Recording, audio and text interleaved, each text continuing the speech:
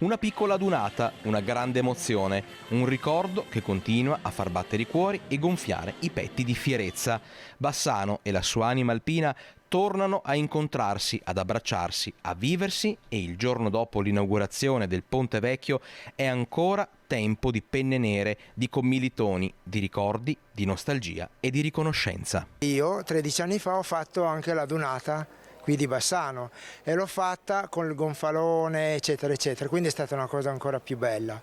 Ieri ho rivissuto quei momenti e poi tutto il calore della gente che quando passi ti applaudo, viva gli alpini, bravi, e senti dentro un'emozione che poi ti fa avere gli occhi lucidi. È stata una festa indimenticabile, come sempre, tutte le volte che veniamo a Bassano e passiamo sul Ponte degli Alpini o attraversiamo queste zone o andiamo su questi monti, ogni volta è una impressione diversa, un'emozione diversa, sempre qualcosa che ti esce dal cuore. Quanto forte è il legame fra Bassano e gli alpini? Ieri lo si è capito una volta in più. È un legame fortissimo.